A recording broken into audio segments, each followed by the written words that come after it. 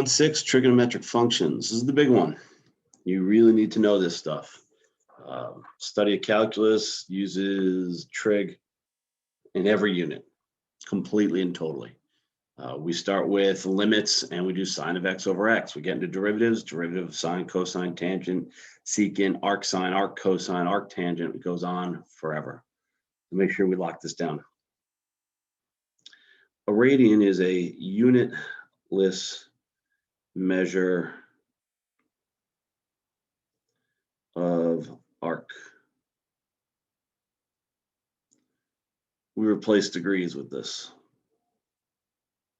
Degrees is made up. Hey, how about we just say a whole unit is 360 degrees? Okay, why? Because the ancient Babylonians figured there was roughly 360 days in a year, and they recognized pretty quick that that didn't work out, and they ran with it. Right? And by the way, the reason we use it, it is better. To convert, let's see, you get that 360 degrees equals 2 pi radians. And radians is the strangest unit in the world. Sometimes we write it in. If there's nothing written, it's assumed it's radians. It's very, very weird. But anyway, here's an example. Find the length of an arc. So I'm going to circle 3 by central angle of measure 2 pi over 3. See, it doesn't say radians, and it really should, but it doesn't. So what the heck's going on? Here's a 2 pi over 3 angle. Like I said, it's like degrees, it measures, and the radius is 3. And how big is this piece here? Squiggled in. Well, I have no idea what's going on. I know that circumference is 2 times pi over r, and I know that there's 2 times pi times 3. I know that we want 2 pi over 3, and I know there's 2 pi in a whole circle. So we can do it that, oh, look at that, it cancels, isn't that neat?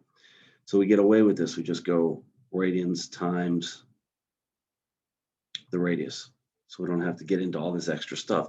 It's almost like 2 pi is a conversion from radians to degrees, and that's how we, have to think about that. At any rate, circumference would be 2 pi. And it's not circumference, really arc length.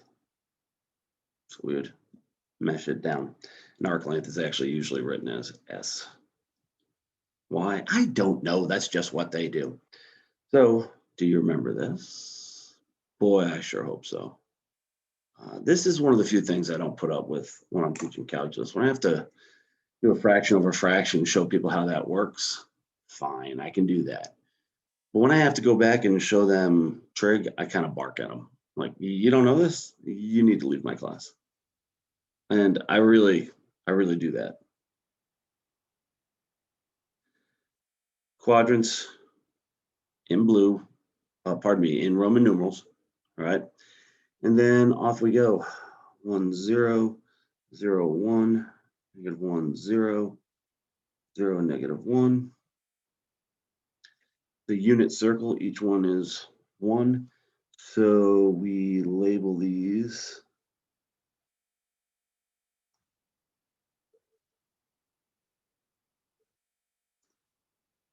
as such.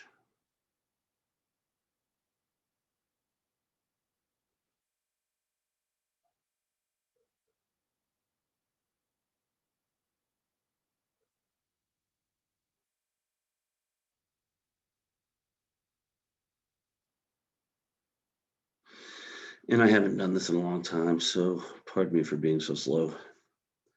And that might sound like I was being cocky, but I wasn't. This is actually taking me a lot longer than I thought it would.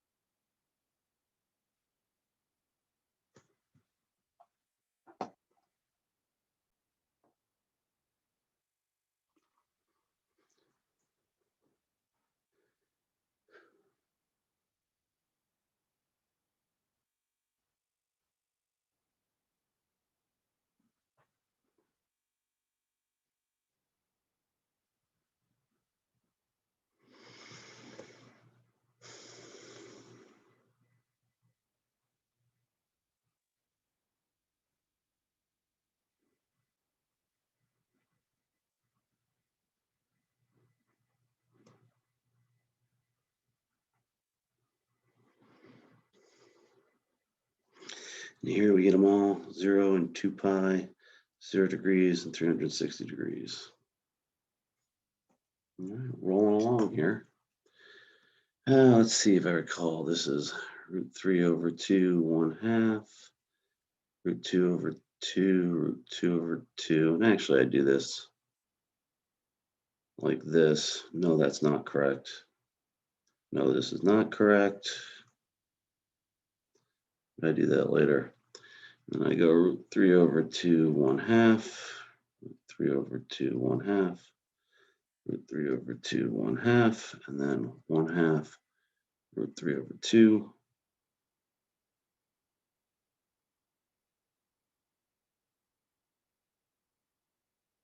And then I put all the negatives in. So negative x's, negative everything, negative y's.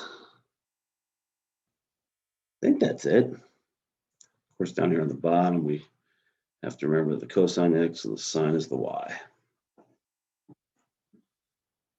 So now we could say, oh, the cosine of 7 pi over 4 is root 2 over 2. And off we go. So now we get into this nonsense. Right angle theta in standard position on 6 basic trigs at that point. So this is just practice. You're not going to need to do this, x and y. You're going to need to do this for other things. Let's see how much we remember. Sine is opposite over hypotenuse. I like to go down the left. Cosine is adjacent over hypotenuse. And tangent is y over x. And let's see, the opposite of sine is cosecant, r over y. Secant, which is r over x, and cotangent, which is x over y. These have to be so really, really quick. They have to be so off the top of your head. I can't spend any time going over these. I won't. So if you're not up to speed on your trig stuff, you've got trouble coming your way, to put it extraordinarily mildly. So sine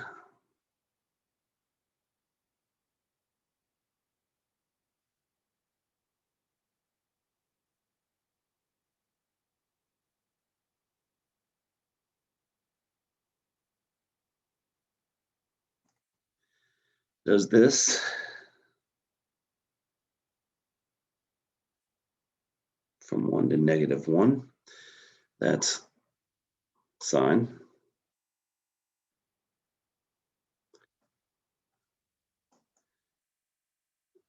These are asymptotes for cosecant.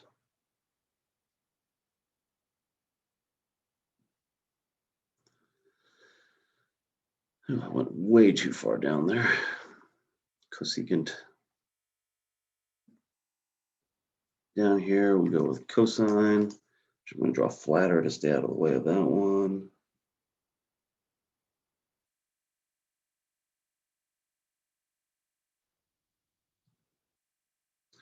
Asymptotes. And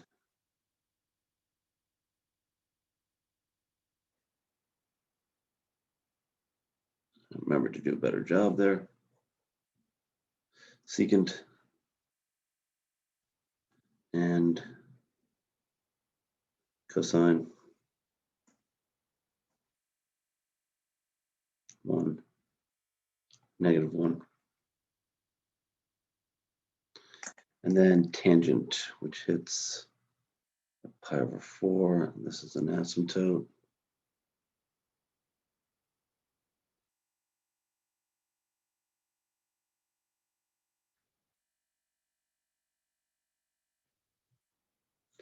Tangent.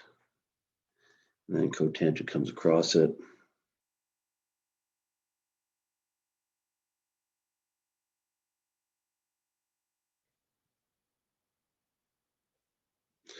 Something like that. Sorry about that. All right. Hopefully you have it locked and loaded because it is not going anywhere. Tangent and cotangent aren't quite as big a deal, but we'll get there soon enough. So onwards. What's the period for the 6 basic trig functions? And we define period as how long on the x-axis until it repeats. By the way, there's a frequency question on one of your first tests. Frequency is just 1 over the period. Why the period is given in T is beyond me. So for sine, cosine, secant, cosecant, and I really shouldn't have listed them that way. Period's 2 pi. For tangent and cotangent,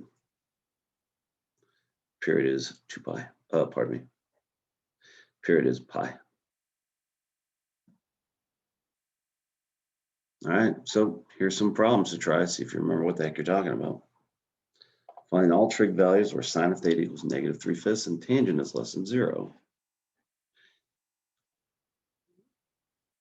Hopefully you remember this. All are positive, sine, and of course cosecant are positive, tangent, of course cotangent are positive, and cosine, of course secant are positive. So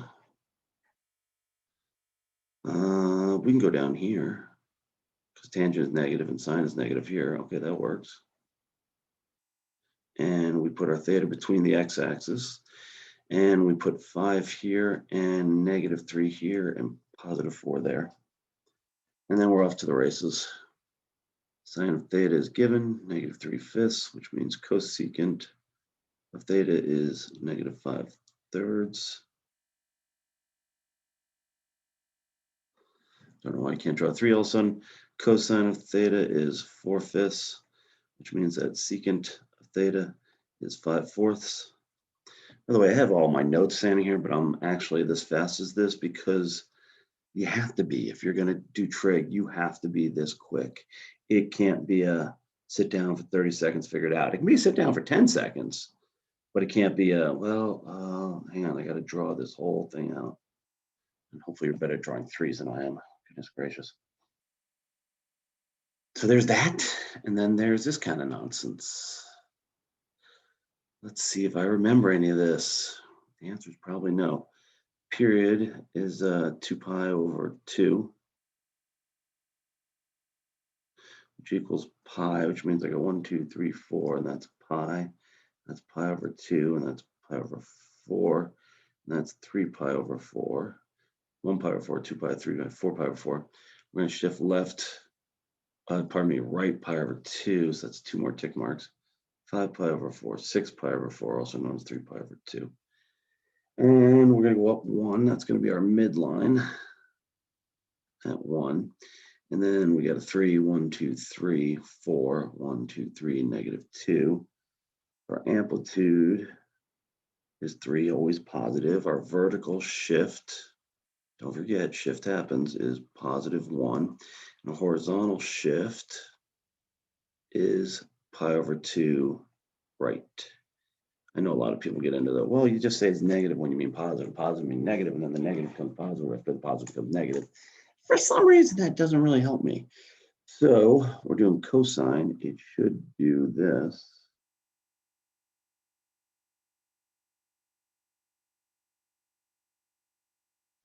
But it actually shifts over. Yeah, I really should have put dotted lines here.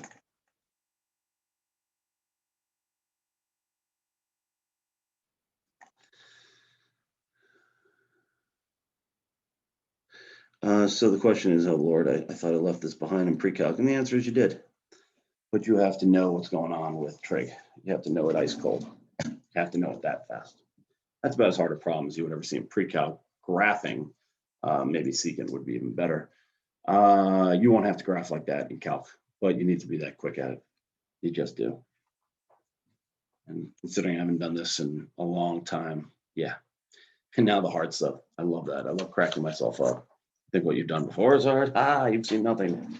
So what is cosine negative to the negative first, negative 0.5 mean? Now, I actually do try to avoid writing that. I prefer to write arc cosine. Because there are people who will think this is 1 over cosine negative 0.5, and it's not. It's not. I don't know how they would draw that, but it's not. And we actually get into that where cosine's on the bottom of a fraction. So I think we would put parentheses around the whole thing and slap a -1 up there. So be aware. I won't do this problem. I won't say, well, I'll just use my calculator. I will do this every time. And when the teacher who's gotten pretty good at math tells you to do something, you should do it. Of course, you're all smarter than me. You're all going to be wealthier than me, and you're all going to do better in life than me. So why would you listen to me? I'm just a moron, which seems to be the opinion of a lot of my students because they don't do what I tell them to do. But yeah, whatever. So what I say is, where does cosine of theta equal negative 0.5? No negative first here. So when I see this, where does cosine equal that? And then I say, hey, I know something about the unit circle. That happens in 2 spots. That happens when theta equals, let's see, negative 0.5. If only had a unit circle around here somewhere. Cosine is on the second 2 quadrants. 2 pi over 3, and then also happens at 4 pi over 3. But we cross that out because there are special rules for our cosine. You can only go from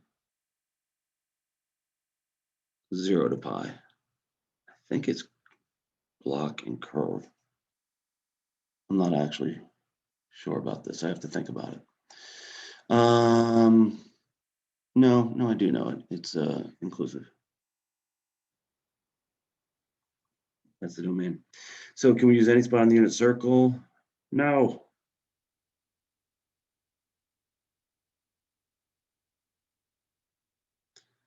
By definition, we're only allowed to look in certain spots.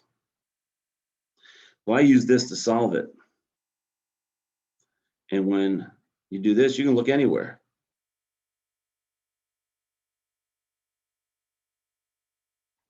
But when we do this, we're told only between 0 and pi for cosine. For, of course, all the other ones, it's different. All right. If you never figured that out, you can survive without it, but boy, it would save you a lot of time if you know what you're doing. So arcsine, the domain is -1 to 1, and the range is negative pi over 2 to pi over 2. Our cosine just showed you, domain's the same. I blew it. It's the range. Yeah, it's the range. Anyway, -1 to 1.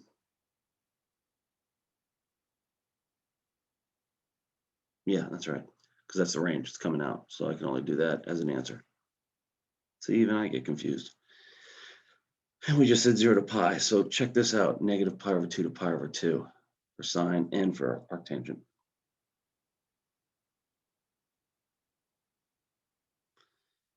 Arctangent actually goes everywhere, but its range is the same, almost the same. Yeah, it's the same. Negative pi over 2 to pi over 2. Cotangent, and I'm rapidly running out of space. Let's answer this question first.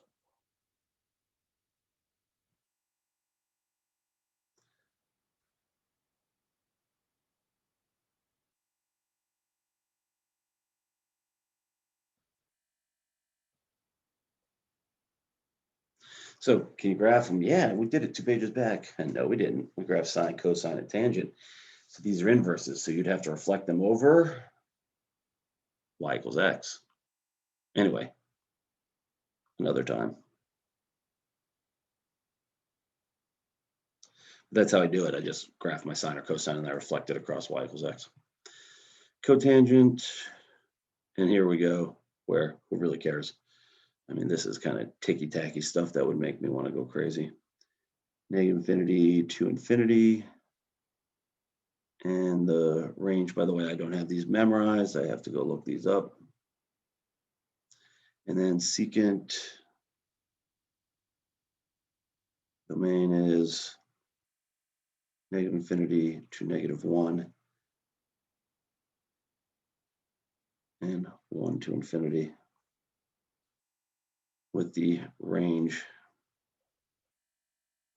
0 to pi over 2 union pi over 2 to pi. That's the reason I don't have all this memorized. It's crazy confusing. And cosecant to -1. And this, by the way, is why God invented cell phones. We can always just look them up if we ever get to that point. And once upon a time, we were supposed to memorize all this. And there are some serious values to memorizing things. But now we seem like we have so much more we can keep in our brains. I don't have a problem looking things up. I certainly don't have a problem asking Siri to convert 300 kilograms to pounds for me. I think it's pretty straightforward. And if you ever get into the job and you have to do that, you're going to do it so often, you'll certainly have it memorized pretty quickly. So look at all that trig, thing of beauty. Truly happy mathing. Good luck.